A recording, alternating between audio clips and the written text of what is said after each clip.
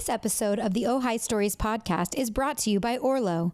From social media management and archiving to AI insights and customer service management, Orlo helps teams streamline communications, stay responsive, and build public trust. Whether it's crisis comms or everyday updates, learn more at orlo.tech. Oh hi, I'm Dana Birchman. Welcome to Oh Hi Stories. In this episode, I'm joined by Rosie Knight, Head of Value Delivery from Orlo, a community engagement platform designed to help public sector clients create safer, more sustainable communities. Rosie and I explore how tools like Orlo can support the humans doing this work, not replace them, by surfacing what leaders need to see and what residents are really feeling. We get into structure, culture, and why it is not enough to just collect data or post more content. At the heart of it, this is a conversation about listening first, building trust over time, and giving government communicators permission to focus on fewer things that make a bigger impact. Rosie, I'm so happy to have you today as my first transatlantic guest. This is so exciting. Welcome. Thank you. I am honoured to be the first UK guest on the podcast. It feels like a very special invite. So thank you. Yes, of course. So I've had the pleasure of getting to know you and your colleagues and the work that you're doing at Orlo. And I've been in this space trying to figure out the best way to capture resident sentiment to improve service delivery. And it's always been kind of at the core of the mission of the work that I've done. And I know that's primarily what you're focused on too. So happy to have you here today to talk about that. Tell me a little bit about you. Tell me your journey to Orlo and give me a little sense of your background, how you ended up where you are today. Yeah, absolutely. So my role at Orlo, head of value delivery, it's a new role and it's one that was born out of understanding that you can buy a product but not necessarily know how to wrap a process around it initially. Obviously, we have a SaaS product, but we really wrap consultancy around that. So setting you up for time to value right at the beginning, which is something I'm very, very passionate about. And I think unless you do this, the first part, the structural part, you will never get to the storytelling. How do we really sell our impacts and how do we talk to our achievements? So I'm all about good structure, good setup for us to get to a story. And I think why I work that way and how I got there definitely comes from my time in private sector agency world. Mhm. We were responsible for huge advertising revenue budgets. And there's nothing like big pound signs that make you have to sell your worth very, very quickly. Yes. So I became a bit of a generalist across performance metrics, looking for signals to be able to then tell the story. So what's my point one? So I can get you to point three and you understand why to keep investing in me. And I think that skill set from the agency world, from private sector world, is something that I really leverage and take into public sector organizations, of helping people understand how to communicate their worth, their value, what they're doing in comms. Oh, I love that. Using Yeah, signals to tell a story, something that, in my opinion, at least here in the United States for sure, cities don't do a great job of. I think stopping to look and find out what those signals are is also so critical, or ask.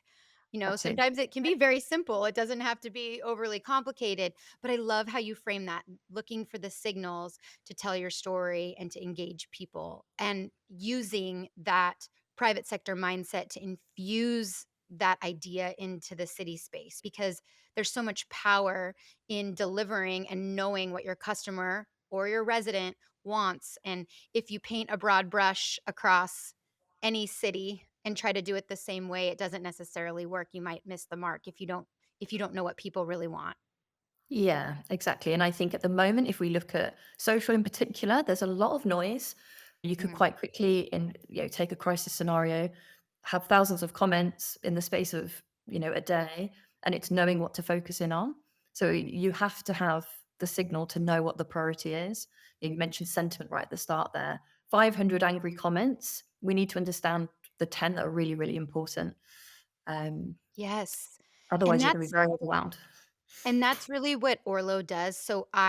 When I was working in the city space and totally overwhelmed, even Mm. without kind of the heightened rhetoric that we see now, but back 12, 14 years ago, even still, people had a lot to say, and we had to meet them where they were. They're not going to necessarily come to a public meeting. They're not going to show up in your mayor's office. They're not going to show up at city hall. They're busy Yeah. living their lives. And so you have to go to them, right? And where are they? And they're on social media, and exactly where has evolved over time. And like you said, now we're getting even more of that noise that we have to manage. But I think it's really interesting how you talk about knowing the 10 that stood out, the ones that really matter. And we didn't have a tool like Orlo at the time to be able to do that. And so it was overwhelming. I tried to Mhm. kind of, I say, build something like it. How do I pull in all these touch points to the resident or customer, whether it is those emails they're sending, the calls they're making, even the people that are coming on top of what people are telling us online and on social media, to give us an idea, a full picture of that profile, right? What that resident really wants. And now a tool like Orlo exists to do that and to take it and use it in a proactive way to deliver, to tell a story, to engage with the resident or change your services. This is really powerful, and I think an opportunity that cities need to be looking at how technology can drive, and AI now can drive that interaction and that experience. So that's why I was so thrilled to partner with you guys and to meet your coworkers and understand exactly what it is that you guys are doing. And so tell me a little bit about that and how the work that you're doing now can help to identify where those 10 important, critical, most representative customers, residents are, instead of getting lost in the noise. There's many ways we do it. There's one way of weighting the problem and knowing. So again, the first thing we'll ask our organizations is, what are you working on? What are your initiatives in this next 3, 6 months? And what do we need to build out to get that front and center in your visibility? So what do you need to see when you first log into Orlo that's going to be really important? And when we say important, it's what the people above you are also focused on. So everyone's singing from the same hymn street. Oh, I love Um, that. it's really important that we weight everyone the same, but we weight the problem different. Because at the end of the day, we're responsible for all our residents. It's just making sure that we're pulling out the problem that's going to drive our organization's current focus. Yes. And I love this idea because it's so right. If you just focus on what the mayor wants or the CEO and like you don't understand, or like you said, you could miss a large portion of your residents that maybe aren't giving you feedback, right? So keeping that in mind, but I love what you just said. There's the other side of this and you touched on it there a little bit, of how people participate.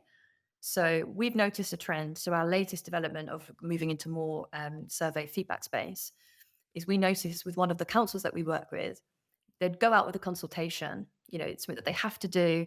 They're going to go and regenerate one part of their housing development, so they're going to go and improve it. When people then see that on social, they were leaning into the comment section, and Mm. suddenly they were getting this participation in a different way. So what they found is that actually some residents like to feed back by the comments. They see that it kind of gets them in a place where they're going to go, actually, I feel this way. So they're publicly sharing their opinion. And they'll never be the people that perhaps go and click on that link and fill that survey out. So Yes. it's weighting people in that way and not saying, actually, I need you and want you to do the survey. Some people just never will. It's, how do we tell the story of those people in the comments, people actively filling the survey out, and also the just wider chatter, pulling that into one stream too. You mentioned overwhelm. Without AI and without a system that's looking at all of those and giving you, again, the fragments and the signals, you're not going to know what the biggest priority is. I love that. And it's kind of like neighborhood groups, they will post an issue that happens. It might affect your particular neighborhood, but then you remember there's 300,000 other people that live in this community who don't live in that neighborhood, who have Yeah. opinions probably about the same issue, right? So it's so easy to get lost in that. But like you said, it's pulling it all together, and you can't do that accurately if you don't have these tools and technology to help you to do that. Yeah, and I think in an AI world where what that's going to be able to do is look at so much, it can read data quicker than any human will ever, but what it will output is something that still requires the human to go, this bit's the most important. That will always still rely on us. So it comes back to that storytelling skill set of knowing what to hold on to. That is still very much our accountability, of knowing what to take forward. We were talking last time, we chatted about vanity metrics, and they've kind of been given a bit of a bad name. I understand why. We relied on them and we didn't go any further. But I think there's something about how we use them as the start of the story to then go to the next steps. It's exactly the same logic when you're using AI. It's you have to find the first thing, but just don't stop there and keep going. Mm. I love that. And I think you're exactly right, and storytelling is another thing that at least cities in the US for sure really struggle with. You can have the greatest technology, the best tool again, but how you're telling that story back for impact is so critical, and that's where, it all ties together like you said, and even like data visualizations and what is that story that it's telling you. And one of the things that uniquely I think that we did in a suburb of Phoenix, Gilbert, Arizona, where I was the chief digital officer was bring all of those pieces together. So I had the data storyteller and then the outward facing comms people. So the people that were analyzing that data and then the people that were in charge of pushing it back out and telling that story, we all needed to work together. And I think that that was really a large reason why we had the success we did. And structurally, cities or organizations aren't always correctly designed. Not only do they not always have the people with the right skill sets, or maybe the people that they've had forever who need to think differently about how they do their job or the tools they use to do their job and tell stories, but also I think it's how it's structured and where it lives. And you talked about if it's kind of the same idea that if only people at the top get this, it's kind of like, well, if this only lives in your basement of your IT department, or if this only is in the hands of your comms people, but they can't get to the data or get to the story, then it's all ineffective if it's not designed in this way. And it's interesting because I talked to one of your colleagues, Dustin, along the way when he goes into cities to try to talk about implementing this technology. It's like, who do we meet with? Like, are we supposed to meet with the city manager? Do you meet with the mayor? How do you get in? And I said this was always a big challenge that I see in cities too, because it's kind of like who gets it? And you kind of mentioned this, everybody needs to get it. You all Mhm. need to understand the importance of this work, right? And be aligned in where we're going with it.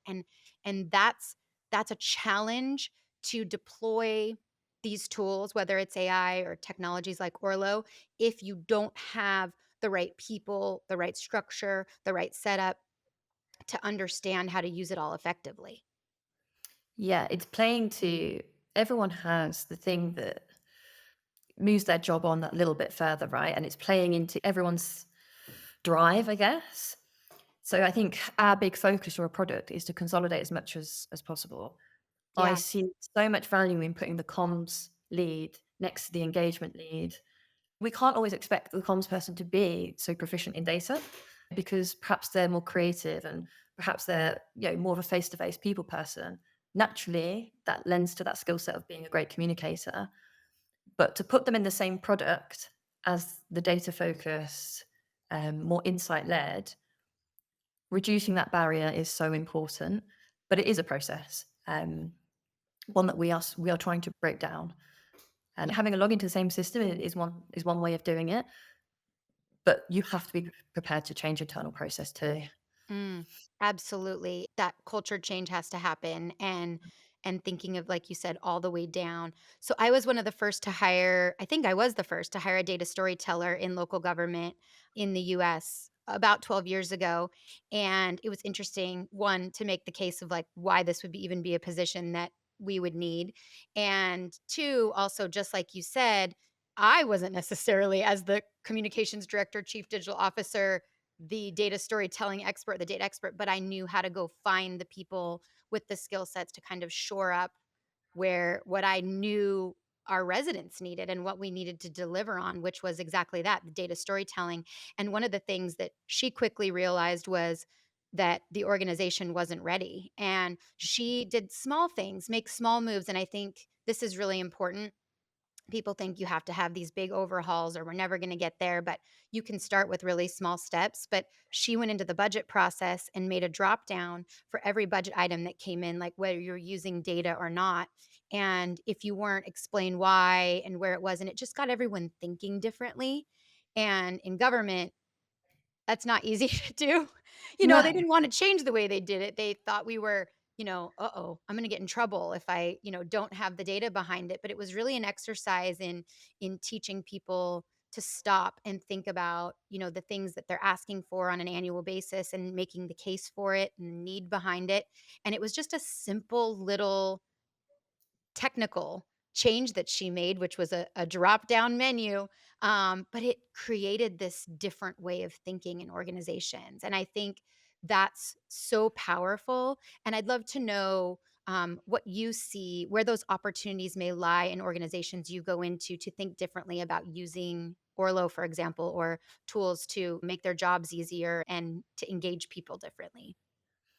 Yeah, I think we are at risk of trying to speed up. We're in a world where everyone says you should doing everything really, really quickly. And I think that is the nature of the AI effect. And everyone thinks suddenly I can become more efficient and do more things. Yes, you can, but actually you need to understand how you are now have more access to more information. So I think it's actually understanding that you should possibly be doing less, not doing more.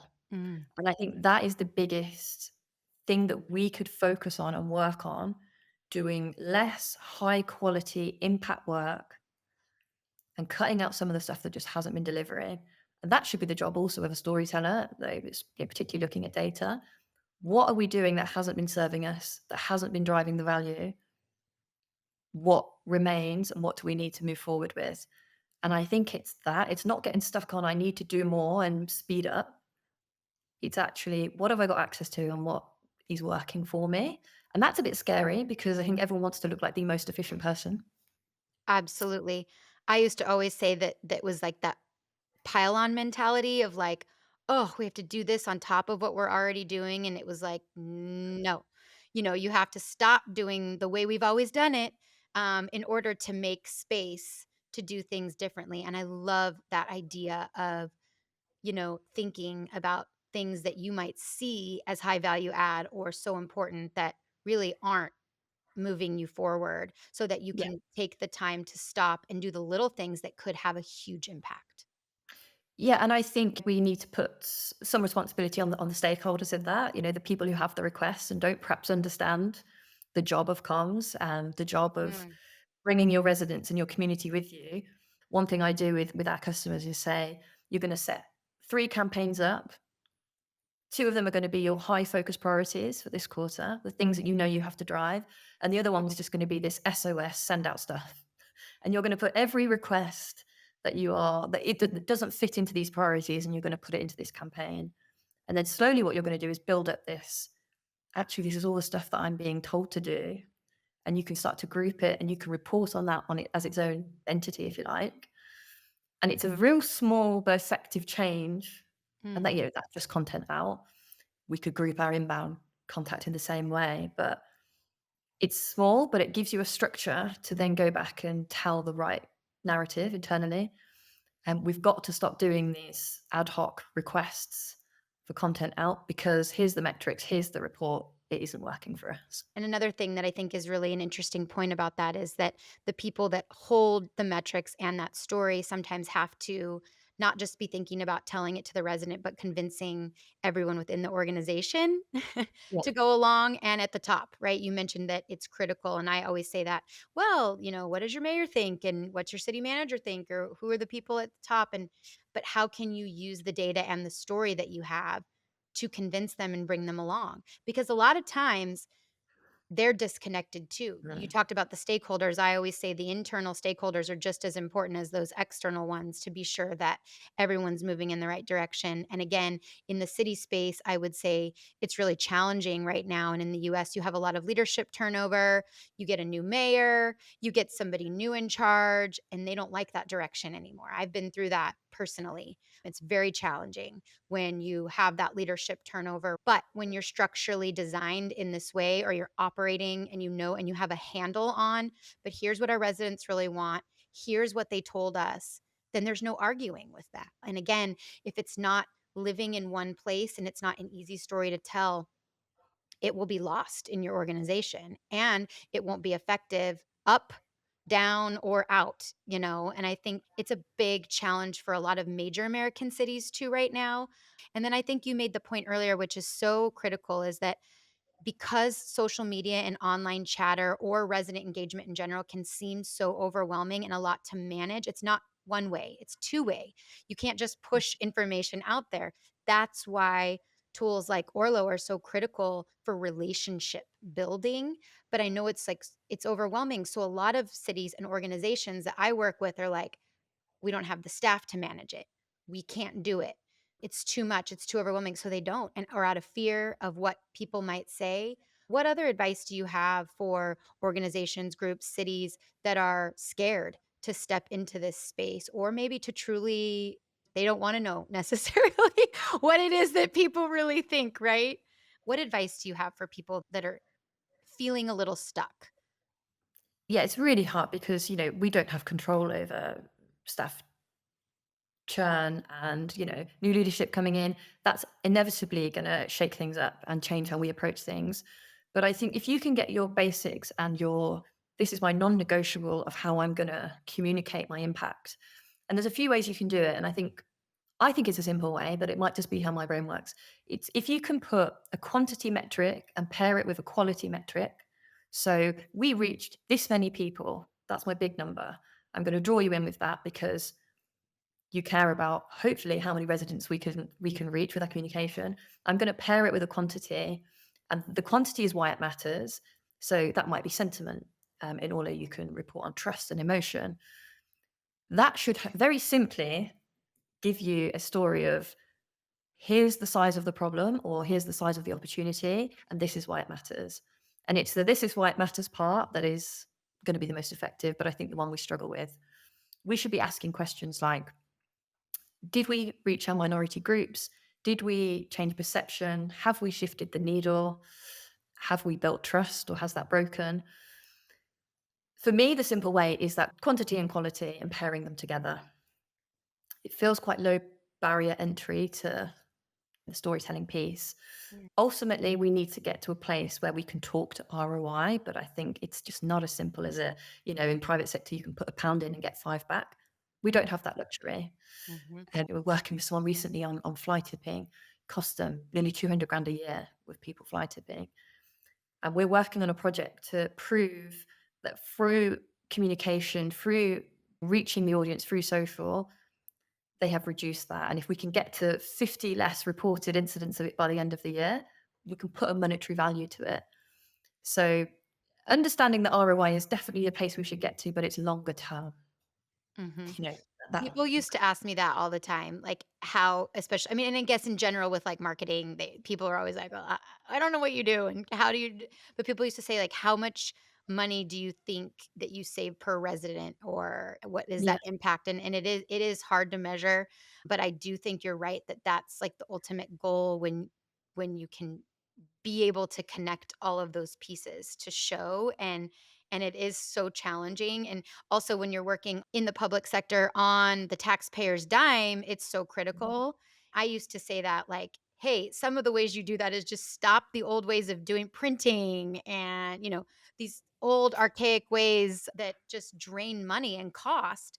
And look, I can do this online and digitally for a penny to the dollar, and people don't always understand that. That already is a challenge in marketing in general, but I love that that's how you're thinking about it and approaching that. And I love the idea of zeroing in on a problem that affects everyone or that touches everyone. And because that's also how you get people's attention. Like if your problem that you're trying to solve is and I just dealt with this with actually a very large American city who was focused on a problem that was impacting one small corner of the city, one tiny population. And the question I had was, well, how do you make everyone else care about this?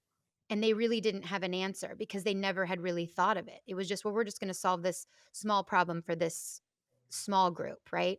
But what Mm, about the rest of the community? So I love that idea of kind of zeroing in on something. We did that a lot in COVID with the yeah. COVID, like using the dashboard, right? Setting up a dashboard and tracking the metrics and then following the data and telling that story back every day. And we had a drum beat with our mayor where she was making these daily video updates, and we didn't know it was going to be a long game. We thought it was just, a few weeks.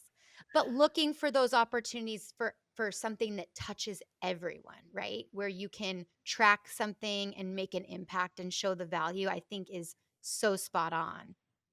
Yeah, and I think to get to that place and to know that there has to be this listening piece, so that constant always ear to the ground. what's bubbling away, what's happening that we're perhaps not quite aware of. And I think in a misinformation world, that's going to be really important. Have you got an always on ear to the ground of what the community are talking about? Mm. Because something could be tapping away or bubbling away that you're not aware of yet, that does need your time and attention.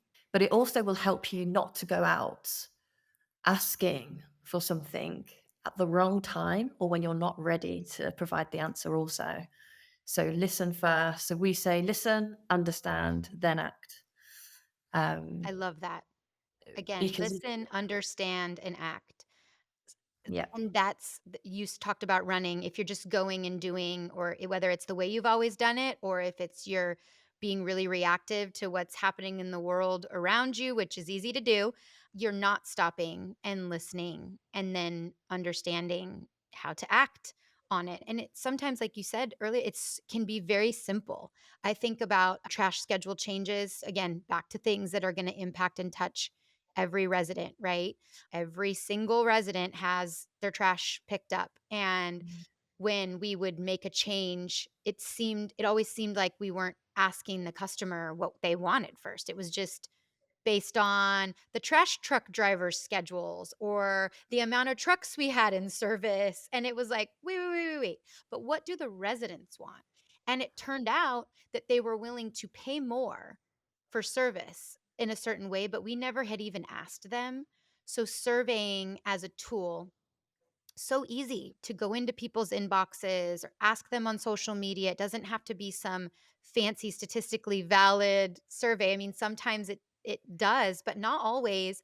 Just to yeah. ask people what they want and they love it. And then when you follow through on what they tell you, oh yeah, we're willing to pay an extra dollar a month to have another truck in service. Oh, okay, cool. And then they're not upset when you raise their rates, and then they're getting better service, and then you go back like, "Hey, we heard you loud and clear when you said act. We asked you, we listened, and then now here's what we're gonna do based on what you told us." Like, there's such power in that, and yet I don't see a lot of cities or maybe organizations doing that effectively. It's a really interesting example. I mean, a council that we're working with went out with they were going to change their bin collection to 4 days a month, which it's quite a big jump. You can imagine the community definitely jumped on that and got into the comment section. But what they were able to do is listen to those comments, understand that actually there was a real issue with the current service they were offering. So they paused and went, right, we're not ready to make a change thinking future. We need to fix current. Mm. They got to that even before the survey results started to come through. They got just that from the comment section where people were clearly disgruntled about current service.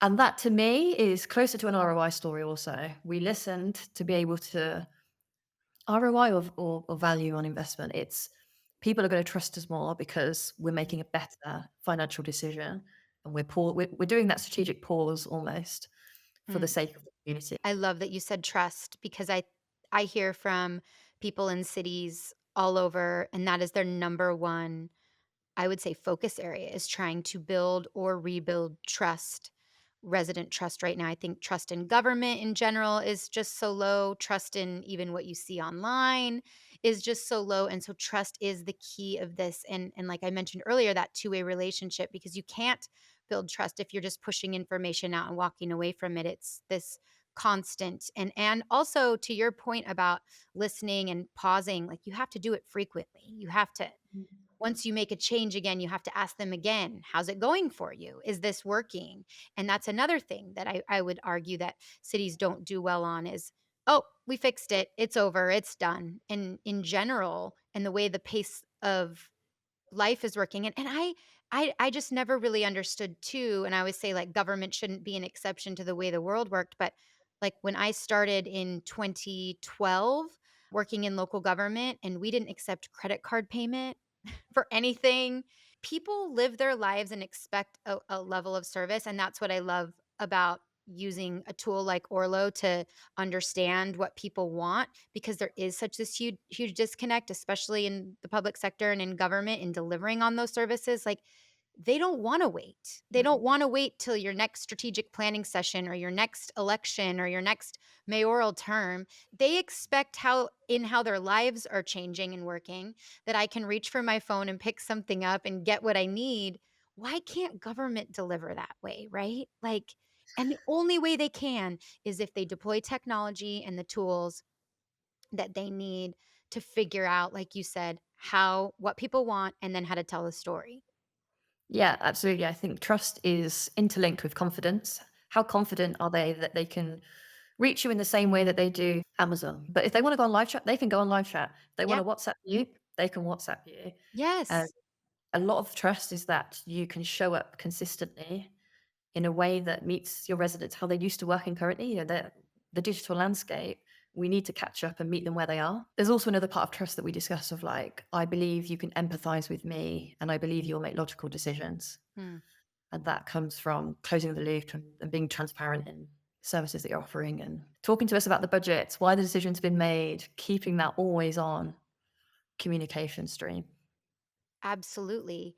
And I think maybe if you actually made it easier for people to engage with your government, they would. And people always say, oh, people don't care, or they don't want to run for office, or they don't want to work in these jobs. It's like, well, because you don't make it easy on them. It feels clunky. It feels archaic. It feels so far behind. You feel like you're dying a slow death. And and to think about deploying all of the things we talked about, using the right tools and technology to make that easier. Absolutely, what comes on the other end of that is that trust is being built. But also, along that way, what earns that trust is people having positive experiences interacting with their local governments, knowing what's even going on. Yeah. We're talking, I think, like so advanced for some cities who like aren't even doing like basic here's what's happening, in your city or your community. And so there's again little ways and big ways that you do that and you drive that relationship so that government is a trusted partner. And then that relationship is built. If I make it easy, if it's seamless, if it seems like everything's working right, my toilets are flushing, my water's running, my trash is getting picked up, and my streets are fixed, and my neighborhood is safe and clean, and all of these things, that builds trust. But you have to build the relationship first. And the only way, like you said, you can do it is where people are living their lives, and that's online and going there.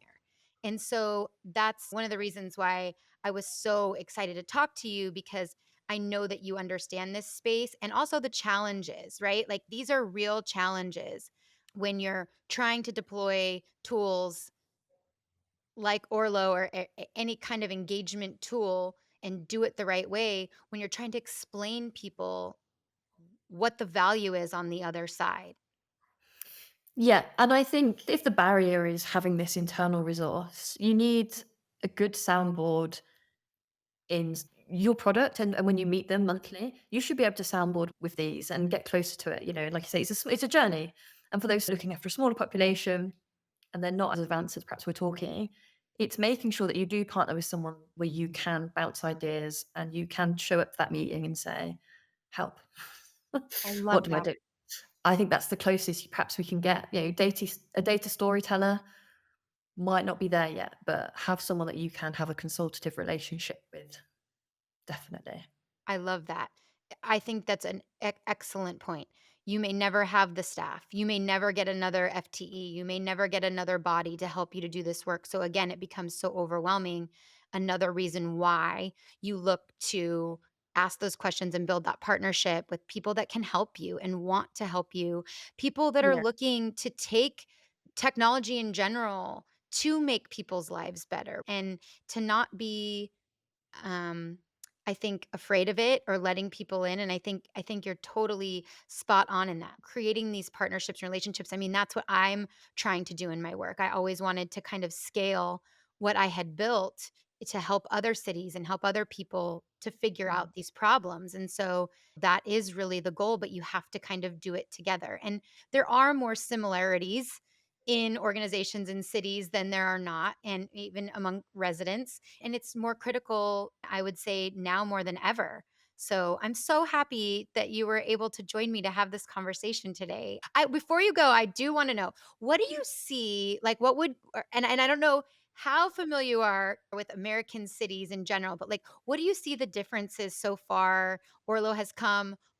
overseas into the US recently, and like are Yeah. what are maybe quickly like what are the differences and what are the similarities that you see here versus there? It's interesting because we've coined a phrase of same problems, different accent. Yeah. That's I love become that. yeah. So it's Yes. Yes. actually there's a lot of the same happening. I think obviously size and scale is the biggest difference. I got to go over to Vegas to a conference, and one thing I would took away from it is the creativity. Some of the campaigns that you guys are running are really like there's less of a barrier there for the creative angle. Um, I don't know if you've seen it. The recent there's a library account on Instagram that they have gone so viral, and they were on my feed randomly the other day just because they're doing these trend-led Mhm, videos on Instagram, and they've reached millions of people. I actually think so far my experience with working with the US is that there's a lot of creativity there. mhm. I think perhaps you've obviously done more. There might be a slight confidence thing of just going and doing it, but I've definitely seen more creativity coming from the US in terms of pushing that what private sector are doing, pushing the boundaries a little bit. I love that. I once got a Justin Timberlake retweet, and I was like, that was Wow. my, like, swan song moment, but it was just Yeah. we jumped on a trend that lots of organizations and sports groups were doing, and I'm like, "Why can't a city do it?" Right? It was the dance to his "Can't Stop the Feeling" video, and so we just did it, and then it went viral, and so I love that you say that because I think it's so critical, and don't squash creativity and good ideas, and I think when we get talking about, bans on TikTok and you can't use these tools in government, but yet that's where the majority of people are getting their information and news. Like those are missed opportunities to be engaging creatively, and we need to be infusing more creativity into local government. I'm so glad that you saw that, and I there are a lot of standout channels. Like, I love that you say library because there's some, like, amazing parks programs, and so there's public works, streets workers in certain cities, and some police departments that are doing amazing things, and I'm just such a huge fan of that. Taking these things that you see are trending and doing them in local government. People love that. Your audience wants that. And so Yeah. that's amazing. I'm glad you felt that way. That's good to know because I still think we have a long way to go, but Well, there'll always be a long way to go, but I think that's the one thing that stood out. I was like, "There's so much creativity here." I love that. Yeah, it struck me. Amazing. Well, thank you so much. It's been such a pleasure to chat with you, and I hope someday we can meet in person. That would be fun. I would like that. Hopefully, I'm in America. That would be good. What? I need a trip to Europe. Come on. Well, great chatting with you. Thank you. I really appreciate you having me on. It's been great fun. I hope you enjoyed this episode of the Ojai Stories podcast. Please leave us a 5-star review on your podcast platform of choice and stay tuned for more episodes coming soon. And visit our website at ohaicommunications.com.